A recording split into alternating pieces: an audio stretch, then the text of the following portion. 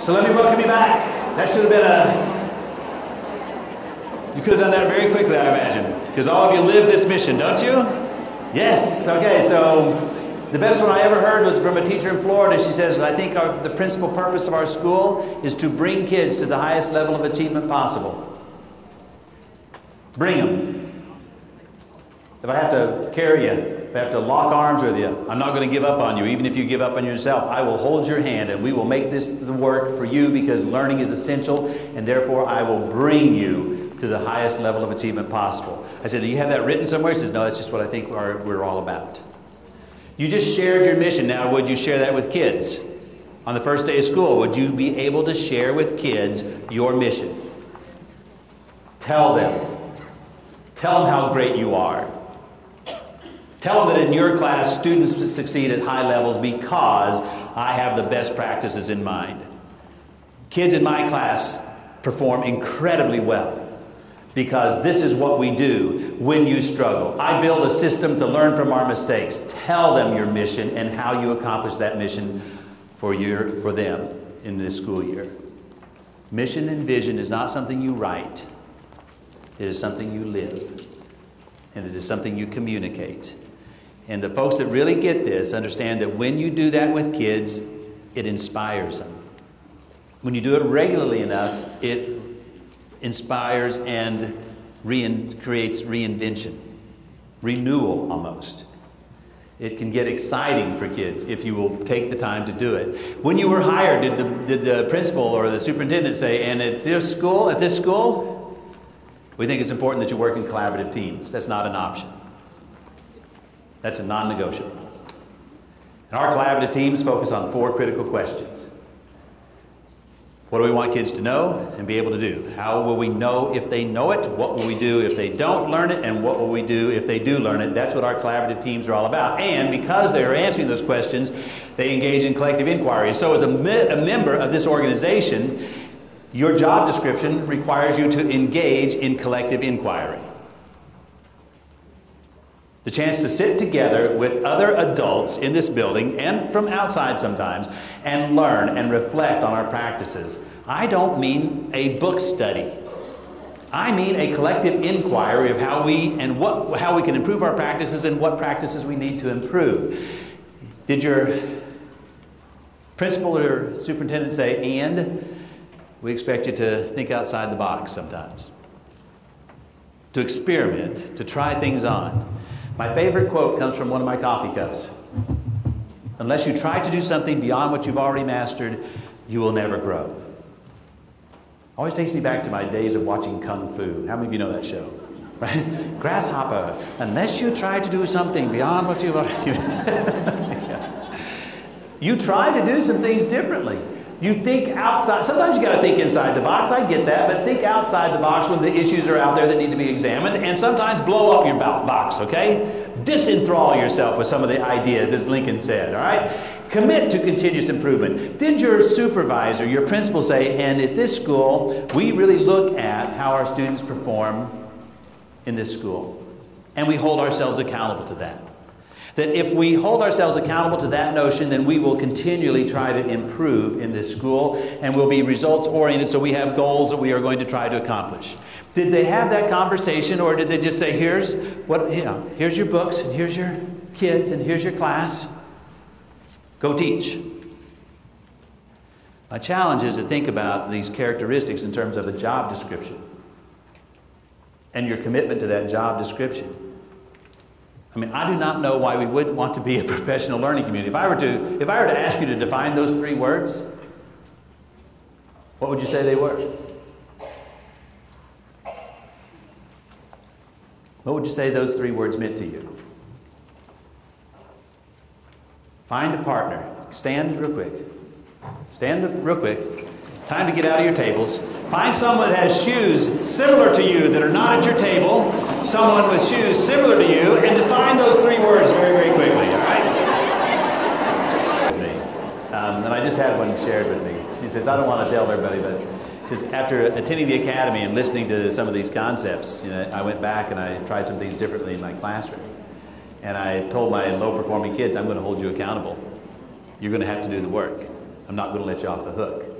And as a result, those fence sitters that you have, when you hold them accountable, they quit sitting on the fence, they start getting the work done, and they try harder to get it done the first time as opposed to the consequence of not getting it done the first time. It requires of us to do some business differently. Now that's that characteristic of action. Not just learning, but doing. Not just knowing that we ought to consider our practices, but actually doing some things and discovering along the way that, wow, we can actually change the thinking of kids, the beliefs of kids, and the learning of kids. And I love these three words. I mean, I know what the definition formally is, and those of you in the academy, you have it. But honestly, don't you just think that that's the kind of school you want to be in, where we are embraced by an attitude of professionalism, where we treat each other with respect, that we honor the fact that we continue to learn together, that we have a common goal as a community? Isn't that the group you want to be a part of in the first place? I can't imagine it not be. Bob Aker, who's this great guy, one of the authors, he says, when we were coming up with our thoughts about this, you know, and they had it in practice for about 25 years, but it was only about 11 years ago that they wrote their first book. And he says, as we were writing the first book, we actually thought about, what are we going to call this for sure?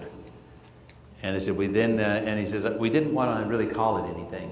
He says, because as soon as you call it something, those of us in education would go, oh, here's the newest thing. Just wait. It'll pass. Pendulum swings. Swing back the other way. Don't get yourself engaged because it won't happen. He says, we actually thought about calling it common sense. Isn't this just common sense to you all when you think about it, that we'd work collaboratively, that we'd be professional in that work, that we'd gear it towards learning of ourselves, learning of our students? Isn't that just common sense? And isn't it common sense that we gather together in this same building with a sense of community, committed to a common goal, supporting each other as we strive for that common goal, and that means all stakeholders are in that same mode of operation, right? Doesn't that just make common sense? Now, think of it this way, okay? Those are the three big ideas. I already shared those with you, and the 6 characteristics. But if you'll follow the 4 critical questions as a professional learning community model, I think we'll probably get the kind of results, if that's how you spend your time as a team. And I know that sometimes, like that team I was describing on the science fair, they missed it. They weren't spending their time answering the right questions. If they had answered the right questions, they never would have assigned that at home, as an at-home project. If they had answered those questions, they never would have wondered, how are we going to assess it? They would have done that ahead of time.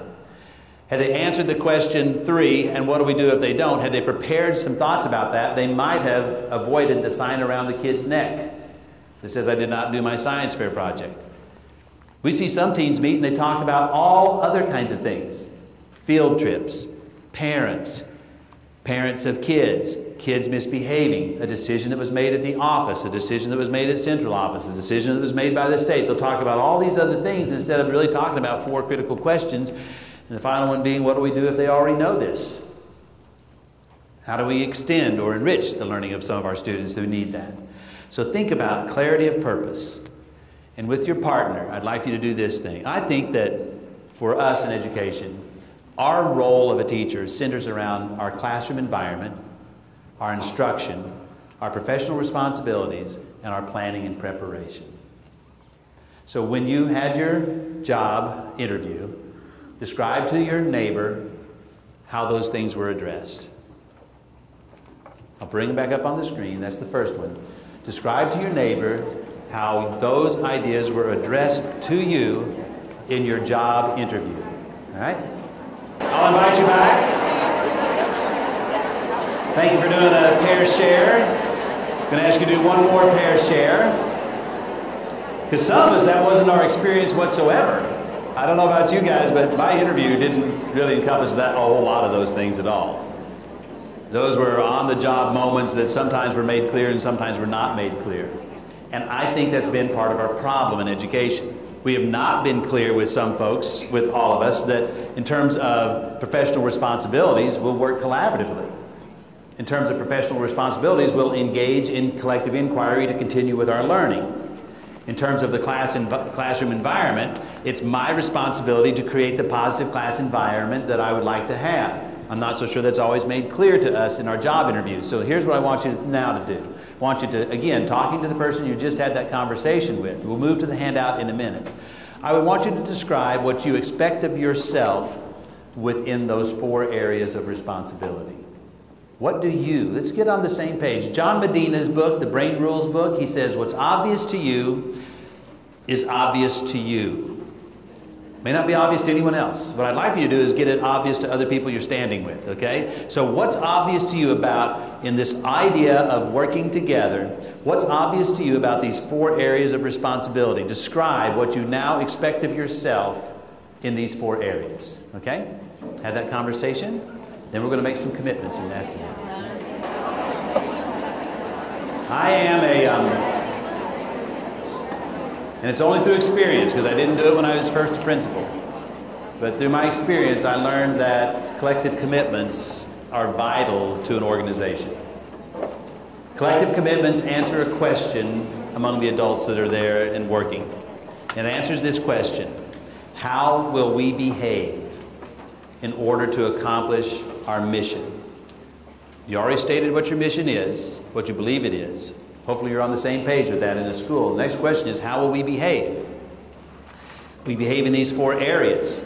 How will we behave if we have a focus on learning within these 4 areas? How will we behave if we are part of a collaborative culture within these 4 areas? I'd like to see collective commitments made by a school.